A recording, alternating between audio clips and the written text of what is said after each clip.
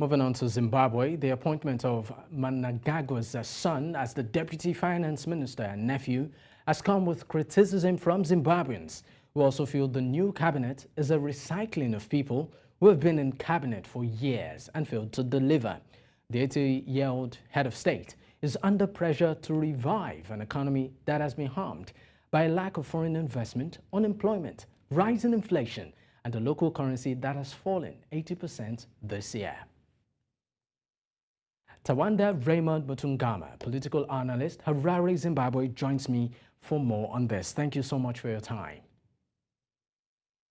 And we also have Dr. Alexander Lucero, international relations and public and political analyst, joining from Harare, Zimbabwe.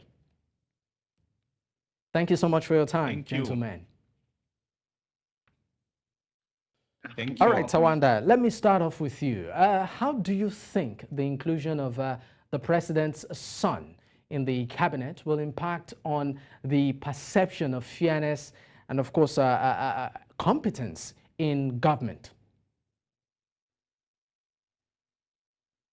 My perspective would be for someone to be appointed as a minister, the first thing that happens is they need to be an MP.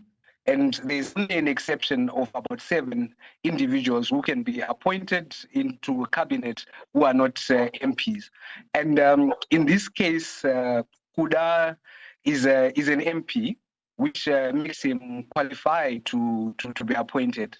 And also a citizen and a registered voter. So this is the qualification. Every citizen has got a right to be appointed.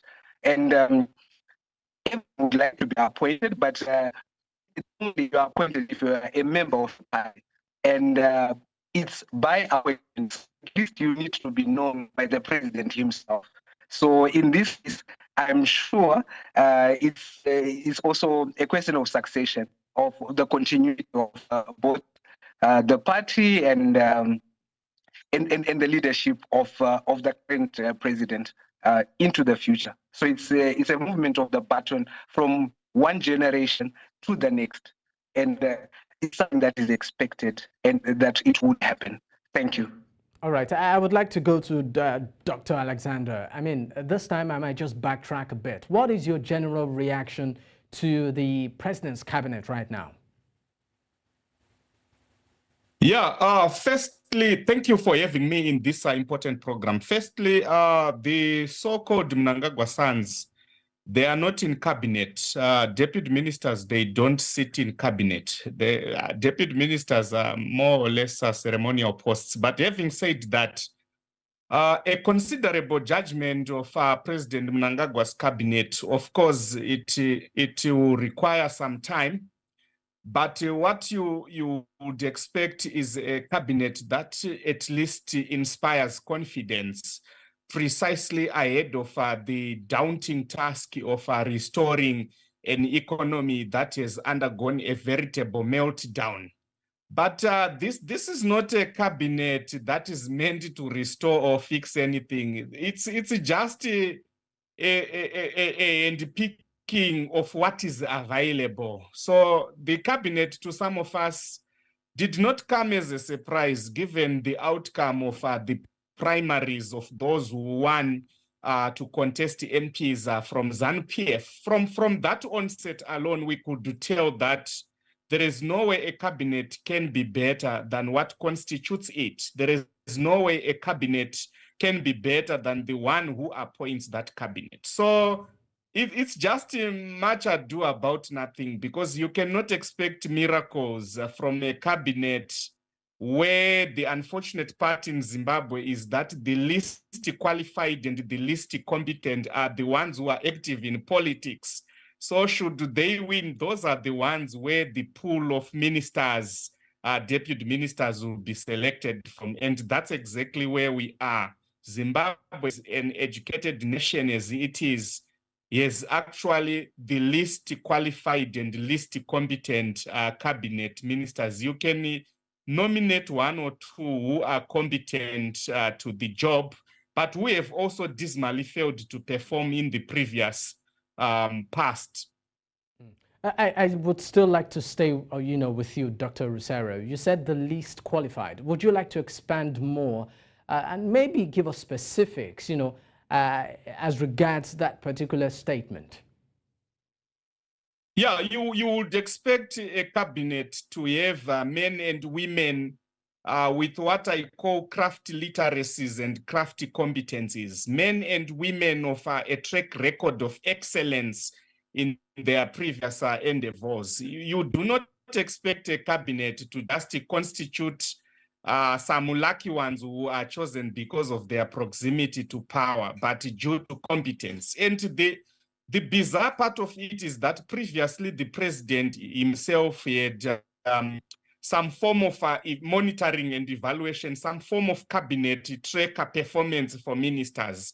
And even those who scored the least in his tracker, they have retained their ministries, meaning that the appointments themselves, they are devoid of any seriousness in as much as competencies and literacies you expect of ministers are concerned.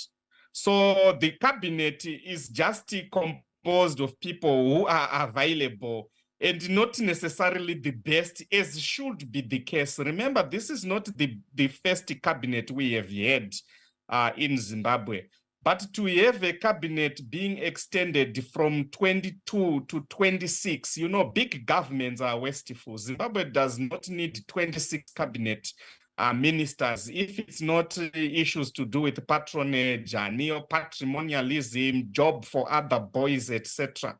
So it's a bloated cabinet already, which is going to take a toll on the taxpayers' money amid a background of an underperforming economy. So the best characterization of this cabinet is that it is composed of men and women who were readily available. They were the worst scenario of a case of what is available.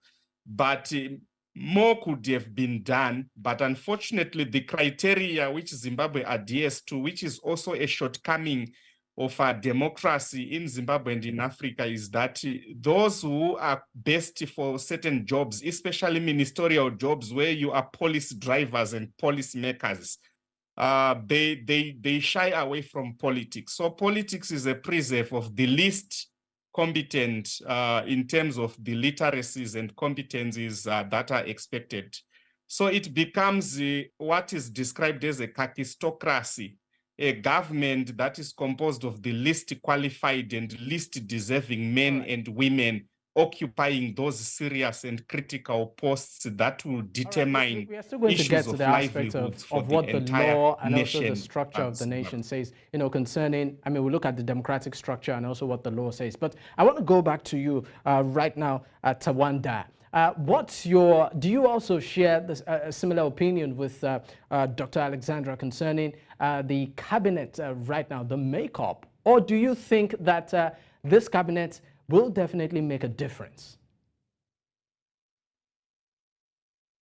I think it's a matter of proving that as Zimbabweans we're really educated in a practical way. So if we're educated in a practical way, we can simply change our constitution. Instead of our constitution and then saying that we appoint cabinet ministers from the elected MPs who are likely to people who are available to be in party meetings, to be going around doing politics and not being professional. We should, Zimbabwe, simply change our constitution to say, show us what you have done in your career. Give us your CV. Tawanda, are you there? Okay, while of course we try to connect with Tawanda, I would like to go back to you, Dr. Alexandra. Straight to you. You made reference to certain things. One thing you said that caught my eye is the fact that you said that quite a couple of people that are deemed qualified shy away from politics of the nation. And of course, as a result, you have, in your words, the unqualified vying for positions. Why is that? Yeah, it's because of the nature of our politics and the nature of our democracy, because politics itself is also an endangered terrain. So hardly would you find professionals risking their lives, their professional spaces to venture into those spaces, because politics itself in Zimbabwe in general and the entirety of Africa, it's more than just a contest for power. It's a site for struggle. It's a war zone. So that's why you will find out that it takes more than issues of competence and literacy, but some degree of courage to be in politics, which should not be the case. And my colleague Tawanda was talking about CVs, changing the constitution. Yes, but you don't need to change a constitution to do what is right. You don't need to change a constitution to stop nominating your children as deputy ministers. But if you just don't need to change do what the is right. constitution, how would the change happen? Because there must be a reference point, something that holds everyone accountable. Are you saying the constitution is irrelevant in all of this? No, I am saying you just need some degree of governance literacy and governance culture, as opposed to change or tinker with the law, because having provisions in the constitution that stipulates how ministers are supposed to be nominated is one thing. Adhering to that is another. So we have had a brilliant regime of legislations in place, but that have never been adhered to. So it's not much about the law, but it's much about culture. It's much about being futuristic and being visionary, that politics should go beyond now. Politics should actually be futuristic, to say one day a certain generation who comes in 2 decades will still applaud a certain dispensation to have done certain things correct. That's why in China, we are in 2023, but they will still applaud the works that were done by Deng Xiaoping in actually revolutionizing the way things were being done in China. And up to now, they are still reaping those dividends. So that's my point to the issues of cabinet nominations. A cabinet should actually inspire confidence. Under an economy that is normal, of which Zimbabwe's economy is not, the markets would have responded already with this kind of President Mnangagwa's cabinet. But unfortunately, we do not have a sound economy that has got feelings to those critical aspects. That's why things appear as if it's business as usual, it's normal, whereas it's not, because this is not a cabinet which you would really be motivated to say it will take you to the fulfillment of an ambitious policy blueprint, which the government itself put for itself as the Vision 2030 to transform Zimbabwe as an upper middle class economy by 2030. With the caliber of the men and women in that cabinet, it's just a continuity. It's more of continuity than I'm sorry, discontinuity. I just need to come in here. Talking about continuity, where's the role of the electoral system, the judiciary, and of course the people itself in shaping the democracy of Zimbabwe? Yeah, Zimbabwe's democratic posture is actually in a state of comatose. That's why we have had a heavily disputed election that has actually made it practically impossible to have some form of consensus between the declared winners and the declared losers. The losers actually also claiming that they have won. And the unique part of all this is that even regional bodies such as the Southern African Development Community, they have deemed this election as having fallen far short from the guidelines, principles, dictates of the conduct of democratic elections. So as for the judiciary, the people have actually also lost confidence in the judiciary system in Zimbabwe because of what they perceive as a politicized judiciary, which often at times makes certain premeditated political judgments as opposed to judgments that are aimed at serving and servicing justice.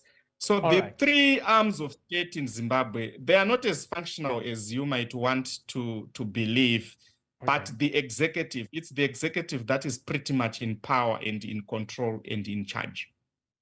Okay, all right. I mean, just finally, before I let you go, I just want, probably in 30 seconds, what do you see concerning the political future of Zimbabwe?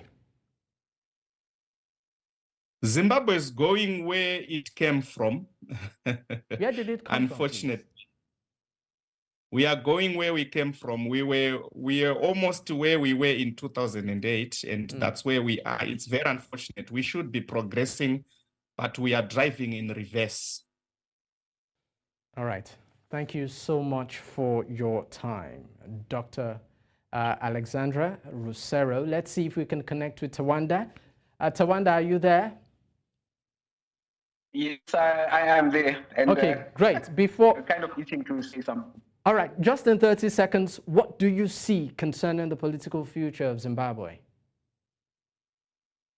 I see like apathy as a strategy, which is getting those who are smart out of the game. So let them get into the ring and be MPs and be eligible to be selected as the cabinet. Like these doctors, let them come into the ring. And also, if they cannot come into the ring, let them influence for a change in the constitution. So that we say, if you are going to be a minister of health, show us your doctorate in health. And so that we don't have rubbish in positions. We set it in the constitution. So let's influence for a change in constitution. Let's influence for the doctors and the intellectuals and the smart people to be involved in politics. Let's make it work, and then our country will work. This is my input in 30 seconds. Thank you. All right. Thank you so much for your time, gentlemen. And of course, Tawanda Raymond Mutungama, political analyst of Harare, Zimbabwe, and also Dr. Alexandra Rusero, international relations and political analyst, joining from Harare, Zimbabwe. Thank you so much once again, gentlemen. Sure.